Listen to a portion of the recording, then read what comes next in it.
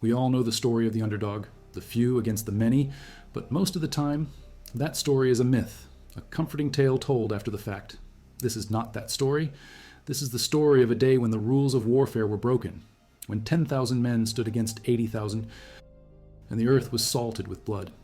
It's the story of a Roman general pushed to the edge, a barbarian queen burning with vengeance, and a narrow valley in the British countryside that became one of the most efficient, one-sided kill zones in the whole of human history. This isn't about a heroic last stand. This is about a calculated, cold, and brutal extermination. How did Gaius Suetonius Paulinus and his single, battered legion not just defeat, but utterly annihilate a force 8 times their size? What tactical genius, or what sheer, bloody-minded discipline turns a desperate defense into a massacre on an almost unimaginable scale? If you value documented, factual history delivered without the fluff, subscribe to our channel. It is the single best way to support this work. We want to know where you're listening from. So comment with the name of your city. This account is built upon the hard, often brutal, words of the 2 Roman historians who wrote closest to the event, Publius Cornelius Tacitus in his Annals, published around the year 117 AD, and Cassius Dio, whose Roman history was compiled nearly a century after that. They give us the names, the numbers, and the chilling Roman perspective on the day the world changed for Roman Britain. Now back to the information, quick and short. The year is 60 AD. The island of Britannia is a raw, half-healed wound on the Roman Empire's northern frontier. For 17 years, the legions have pushed inland, hammering the native tribes into submission, building forts, laying down the straight, paved roads that are the arteries of Roman power. But this power is a veneer, a thin crust of stone forts and colonial towns over a deep, simmering well of resentment. In the east, in what is now Norfolk, live the Iceni. They are a client kingdom, which means they are officially allies of Rome, allowed to keep their own rulers in exchange for loyalty and tribute. Their king, Prasutagus, is a wealthy and pragmatic man. He has lived his entire life in the shadow of the Roman eagle, and he understands the brutal calculus of power. He knows that when he dies, his kingdom is in mortal danger. To protect his family, to protect his people, he makes a will. It is a desperate gamble, born of a deep understanding of Roman greed. He names the Roman emperor, Nero, as co-heir to his kingdom and his vast personal fortune, alongside his own 2 daughters. The logic is simple, if flawed. By giving the ravenous emperor half of the prize, he hopes Nero will be satisfied and leave the other half untouched, ensuring his daughters can rule and his kingdom can maintain some semblance of independence. It is a plan that makes perfect sense to a Celtic king. It is a fatal miscalculation of the Roman mind. To the Romans, a will like this is not a negotiation. It is an admission of weakness. Upon Prasutagus' death, the local Roman authorities do not see a treaty to be honored. They see an estate to be liquidated. The procurator, the chief financial officer of the province, a man named Catus Decianus, decides to call in the debts. Not just official state debts, but huge loans that had been pushed on the tribal nobility by men like Seneca, the emperor's own tutor. A philosopher who wrote about virtue while practicing the most ruthless kind of predatory lending. The Iceni lands are seized. Their nobles are stripped of their ancestral estates and treated like slaves. The king's household is plundered as if it were the spoils of war. And then comes the ultimate, unforgivable insult. An act of such profound arrogance and cruelty, it ignites a fire that will burn across the province. Prasutagus' widow, Queen Boudica, objects. She speaks for her people, for the honor of her late husband's will. For this insolence, the Romans have her publicly flogged, stripped and beaten like a common slave. Her 2 daughters, the princesses who were meant to be co-heirs with an emperor, are handed over to Roman soldiers and raped. This is not just an assault. It is a systematic, ritualistic humiliation designed to break the spirit of the Iceni forever. It is meant to show them that their royal bloodline means nothing, their laws mean nothing, their honor means nothing. The Romans have miscalculated. They have not broken the Iceni. They have created a martyr. A living symbol of Roman tyranny, Boudica, shamed, beaten, her family violated, does not crumble. The pain turns to iron in her soul. She sends out word not just to her own shocked and furious people, but to the neighboring tribes, the Trinovantes, who had their own deep grievances after their capital city was stolen to found a colony for retired Roman soldiers. Listen eagerly. A secret alliance is forged in the forests. A great rebellion is brewing, and at its heart is a queen whose grief has become a weapon of terrible power. While the east of Britain is a powder keg waiting for a spark, the governor of the province, Gaius Suetonius Paulinus, is far away to the west. He is a man in the classic Roman mold, experienced, ruthless, and utterly confident in the superiority of Roman arms.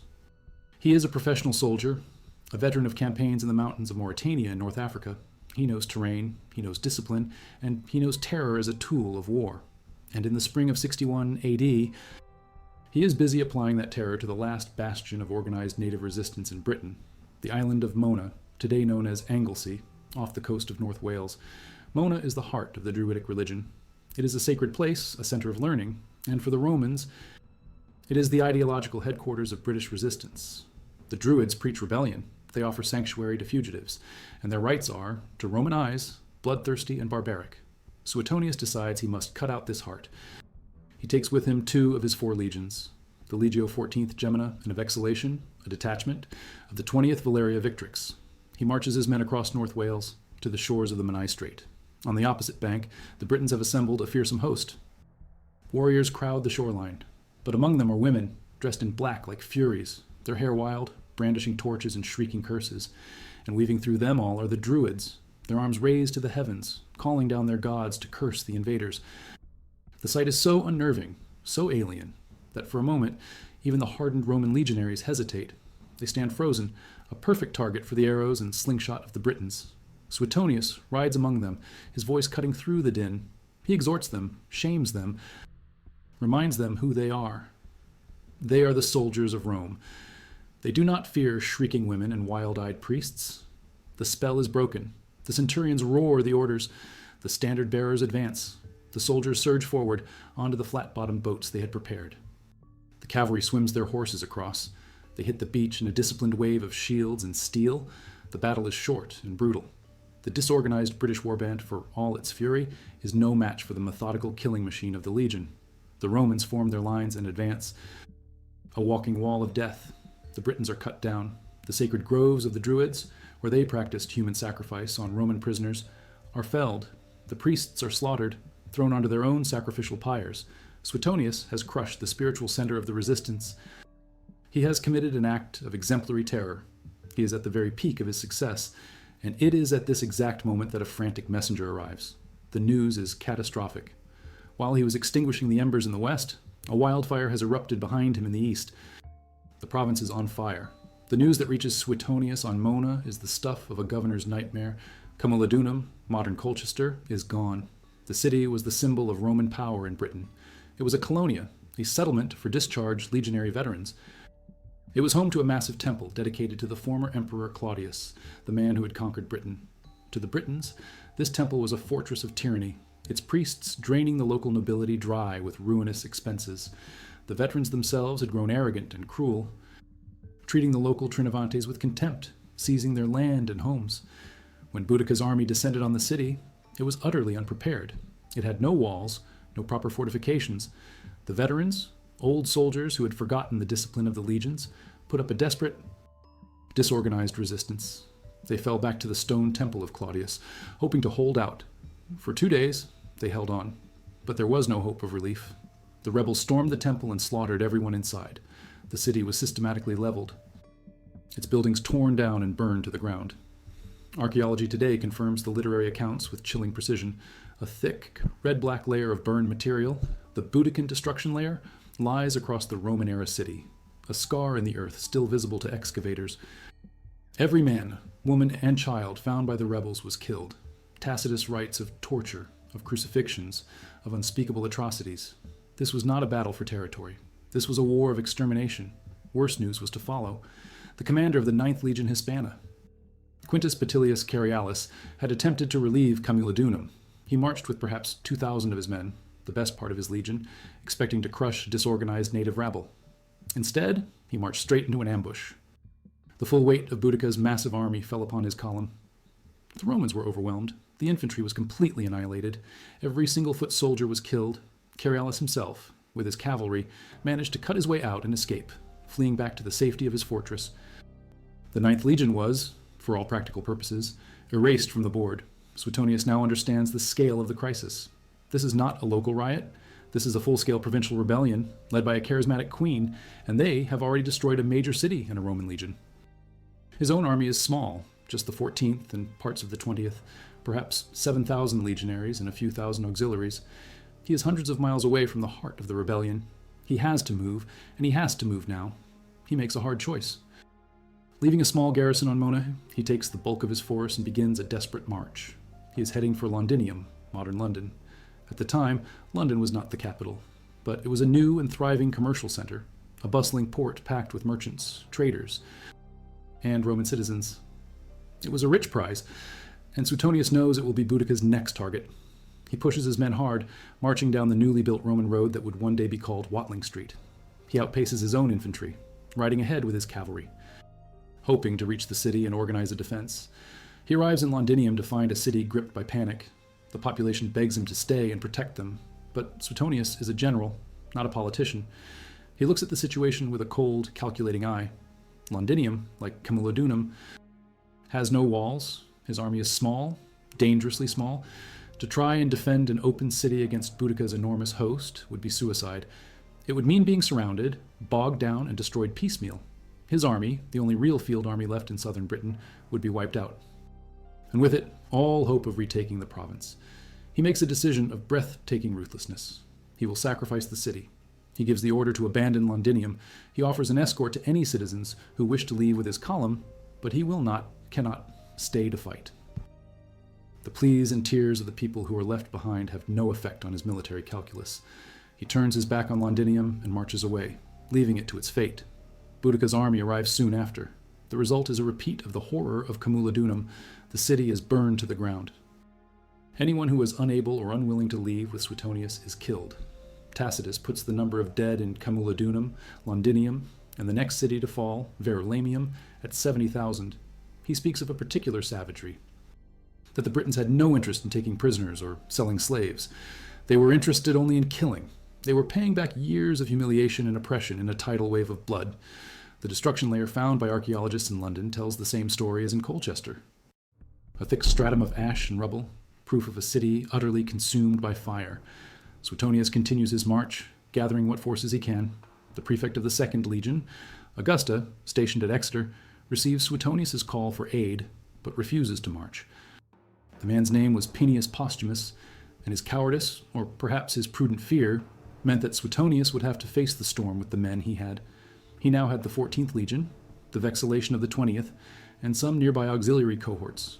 In total, his army numbered around 10,000 men, 10,000 disciplined, professional soldiers, but ahead of them, gathering on their trail, was Boudica's host.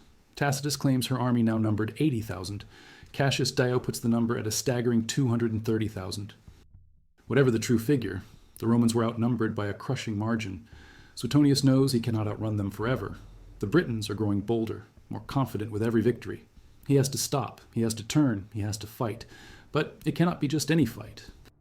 It has to be a fight on his terms. He begins to scan the landscape, looking not for a place to hide, but for a place to kill. This is the kind of impossible situation that forges legends. If you are fascinated by the raw data of history, the numbers and names that make these events real, take a moment to subscribe. Let us know in the comments which city you're watching from, as we continue to piece together this incredible story from the primary sources. Now, back to the desperate search for the perfect killing ground. Suetonius is a master of terrain. He knows that in a pitched battle on an open plain, his 10,000 men will be swamped, enveloped, and destroyed by the sheer weight of British numbers. He needs to find a battlefield that will act as a force multiplier, a place where the Britons' greatest advantage, their numbers, becomes their greatest weakness. He finds it somewhere along the road he is traveling, a place whose exact location is now lost to history, but which Tacitus describes with chilling clarity. He chooses a defile, a narrow gorge with steep, wooded hillsides. At his back, he places a dense forest. This is crucial. It means he cannot be outflanked from the rear. His flanks, his sides, are protected by the steep walls of the gorge. In front of him, the ground opens out into a plain, where the enemy army will have to assemble. The battlefield he has chosen is shaped like a funnel, wide at the mouth where the Britons will gather, but narrowing dramatically to the point where his own men will stand. He arranges his army with meticulous care. In the center, he places the solid, unshakable core of his force, the legionaries of the 14th and 20th. They are packed together in a dense formation, shoulder to shoulder. Their job is to be the anvil. On their flanks, he places his lighter-armed auxiliary infantry, and further out still, on the wings, he places his cavalry. His line is narrow, but it is deep and solid. It completely plugs the mouth of the defile. For the Britons to get at him, they will have to charge straight up a narrowing slope into a wall of Roman shields and spear points. There is no room for them to maneuver. No way for them to bring their vast numbers to bear all at once. They will have to feed themselves into the Roman meat grinder, piece by piece. As the British host arrives on the plain, their confidence is sky high. They are a victorious army. They have burned 3 Roman cities, destroyed a legion, and sent the governor fleeing before them. They see the small Roman force arrayed against them, a tiny sliver of steel in the distance, and they smell a final, glorious victory.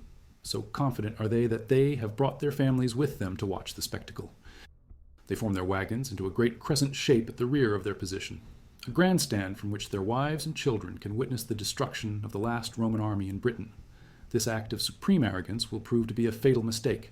Before the battle begins, the leaders address their armies. Boudica, tall and imposing, with her long red hair, drives her chariot before the British lines. With her are her 2 daughters, the symbols of her people's shame and her own personal rage. Her speech, as recorded by the Roman historians, is a raw cry for vengeance. She is not, she says, fighting for her lost kingdom or her wealth. She is fighting as an ordinary woman for her own beaten body, for the outraged chastity of her daughters. She speaks of Roman lust and greed. She tells her warriors that their cause is just, that the gods are on their side. They must win or die. For a woman, she declares, that is her resolve. The men can live as slaves if they wish. A huge roar of approval goes up from the assembled tribes. Then Suetonius speaks to his men. His speech is different. It is not an appeal to emotion, but to professionalism and discipline. He tells them to ignore the noise and the pointless shrieks of the barbarians. He points to the enemy host and tells his men to look closely. There are more women than warriors in that crowd. They are not soldiers. They are an undisciplined mob, poorly armed, who will break at the first taste of real Roman steel. He tells them to trust their training, to stand firm, to throw their javelins, and then advance under the cover of their shields, using their short, stabbing swords to kill, and to keep killing. He speaks of the glory of victory and the immense spoils that will follow. His legionaries respond with a cheer of their own. They are not a mob. They are a professional army, and they are ready. The trap is set. The bait is taken. The battle for Britain is about to begin. The British charge comes as a great disorganized wave. Tens of thousands of warriors, screaming their battle cries, surge across the plain towards the narrow Roman line. They are a fearsome sight, a riot of color, noise, and naked aggression. But they are charging uphill into a funnel that compresses their front, pushing them together into a dense, struggling mass. The Romans wait. They are silent, disciplined, a machine made of muscle and iron. The centurions watch the range. At the perfect moment, the order is given. The first volley of Roman pila, the heavy-throwing javelins, rips through the air. Each legionary carries 2. Nearly 7,000 heavy, iron-tipped spears crash into the front ranks of the British charge. The pilum was a marvel of weapons engineering. It was designed to punch through a shield and then, because of its soft iron shank, to bend on impact. A Briton who took a pilum in his shield was faced with an impossible choice. The shield was now useless, encumbered by a heavy, dangling shaft of metal. If he kept it, he could barely lift it. If he threw it away, he was left completely exposed. A second volley follows the first. The British charge is shattered before it even reaches the Roman line. The front ranks are a tangled mess of dead and wounded men, pierced shields, and broken bodies. Before the Britons can recover, the next Roman move comes. The legionaries draw their gladii, their short, brutally efficient stabbing swords. On the order of the centurions, the Roman line advances, not in a charge, but in a relentless, steady walk. They have formed into a wedge shape. The cuneus, designed to punch a hole in the enemy line. They advance under the cover of their huge, curved shields, the scuta, which protect them from head to knee. They do not slash wildly like the Britons with their long swords. They make short, economical, vicious thrusts from behind the safety of their shield wall, into the belly, into the groin, into the face. The fighting becomes a chaotic, brutal crush. The Britons in the front ranks have nowhere to go. They cannot advance into the Roman shield wall. And they cannot retreat because of the sheer pressure of the tens of thousands of their own people pushing from behind them. They are trapped. The narrowness of the defile has turned their numbers against them. The Roman legionaries, protected by their superior armor and training, methodically cut them down. For a Roman soldier in this battle, the work is repetitive, exhausting, and horrific. A short step forward, a thrust with the gladius, another step, another thrust. The auxiliaries on the flanks push forward in support. their spears and swords adding to the carnage. And then Suetonius plays his final card. As the British center begins to buckle, he gives the order to the cavalry on the wings. They charge. They sweep around the struggling mass of infantry and slam into the flanks of the British army. This is the final, decisive blow. The Britons, already in disarray, assailed from the front and now hit from the sides, break completely. All order is lost. They turn and they run, but there is nowhere to run. Their flight takes them back across the plain, directly towards the crescent of wagons where their families had been waiting to watch the victory. The wagons, which had been a symbol of their confidence, now become the instrument of their doom. They block the entire line of retreat. The fleeing warriors crash into this barricade of their own making, creating a horrific bottleneck. The panic is absolute. And into this trapped, terrified mass of humanity, the Romans advance. What follows is not a battle, it is a slaughter. The legionaries, their discipline holding firm even in the thrill of victory, show no mercy. They kill the warriors. They kill the women in the wagons. They kill the children. They even kill the baggage animals. The rage they have suppressed, the fear they felt while outnumbered, the memory of the 70,000 Roman citizens massacred in the burned cities is all unleashed in a final, terrible paroxysm of violence. Tacitus, a Roman who was no stranger to brutality, gives the numbers. He claims that 80,000 Britons were killed in the defile and on the plain. Roman losses, he says, were 400 killed and a slightly larger number wounded. If these numbers are even close to accurate, the Battle of Watling Street represents one of the most lopsided victories in military history. It was a victory born of discipline, training, and equipment. But above all, it was a victory of terrain, masterfully chosen and exploited by a brilliant and ruthless general. In the bloody aftermath, Boudica does not allow herself to be captured. Rather than be paraded through the streets of Rome in a triumph, she takes poison. Her great rebellion is over. Suetonius is the master of Britain once more, but it is a shattered, smoking province. He begins a campaign of punitive devastation, harrying any tribe that had been neutral or had wavered in its loyalty. His methods are so harsh that a new procurator, Julius Classicianus, warns the Emperor Nero that Suetonius's relentless cruelty will only provoke fresh rebellion. Eventually, Suetonius is recalled to Rome. A more conciliatory policy is put in place. The process of Romanizing Britain begins again, this time with a greater understanding of the price of arrogance. For centuries, the story of Boudica's rebellion and Suetonius's victory was just that, a story, told by Roman authors. But then, in the 20th century, archaeologists digging in Colchester, London, and St. Albans found the proof. They found a layer in the earth, a thick, red-black scar, filled with shattered pottery, burned timber, and carbonized grain. It is known today as the Boudican destruction layer. It is dated with scientific precision to the years 60 or 61 AD. Tacitus had not been exaggerating. The fire was real. The massacres were real. The 70,000 dead were real. The physical evidence proves the scale of the rebellion's fury. Rome did not forget the men who saved the province. Legio XIV Gemina, the backbone of Suetonius's little army, was forever after granted a new title by a grateful emperor. They became known as Martia Victrix, Mars's own. Victorious,